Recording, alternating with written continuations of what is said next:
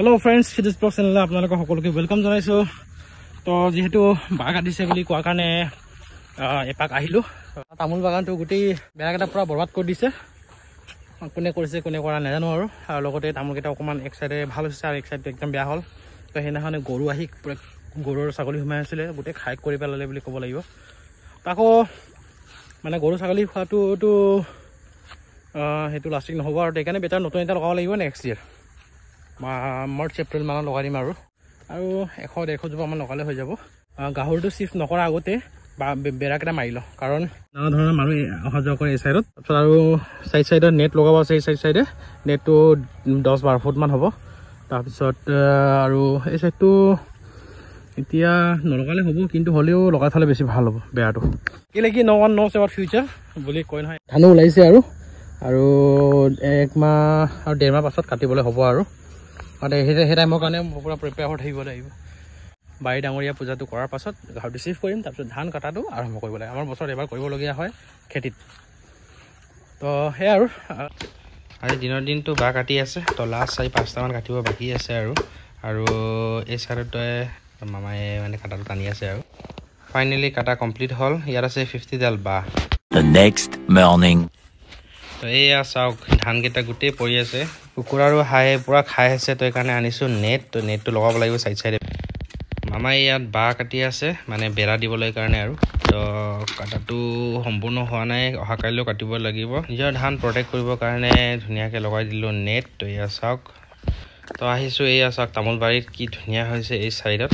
তো ভাল লাগিছে। এনেকুৱা যদি গোটেই যদি হোৱাহেঁতেন বহুত মানে সোনকালে 1-2 টকামান পালোঁ হয়। আৰু বেৰকেইটা চালিছে নাই কিনা গিৰি আছে। তো এই চাইডে পুৰা জংঘল হৈ আছে, চফা কৰিব লাগিব অকণ।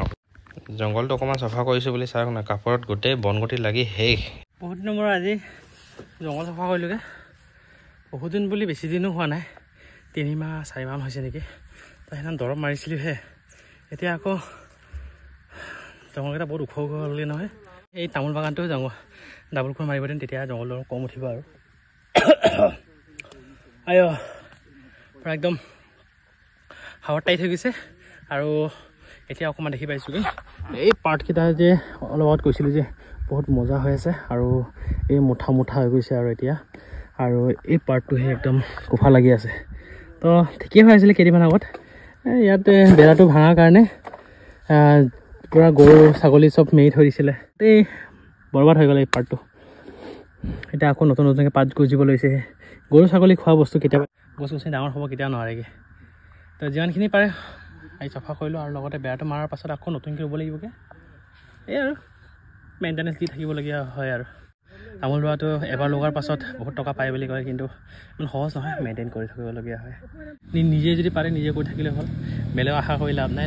এবাৰ আমি কৰিছোঁ, নেক্সট টাইম সিহঁতে কৰিব লাগে বুলি আশা কৰি থাকিব নালাগে। আৰু নিজে লগাম বুলি ভাবোঁতে অকণমান দেৰি হ'ল। তো সময় চাবলগীয়া হয়, ডিপেণ্ডো কৰে, টকা পইচাৰ কথাও আহি পৰে। এয়া চুলিৰ ভিতৰত এই বনগুটি কেতিয়া লাগি গৈছে, গোটেই চাইছে না বনগুটি খুচি আছে।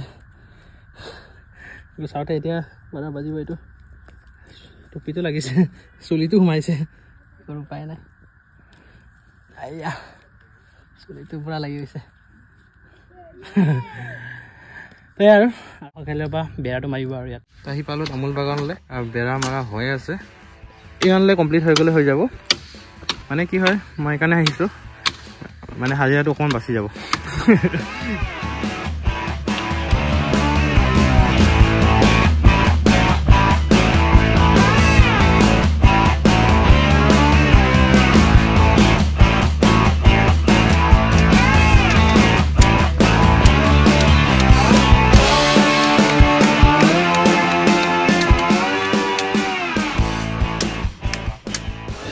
মাৰা হ'ল, 2-3 দিনমান লাগিব কমপ্লিট হ'বলৈ।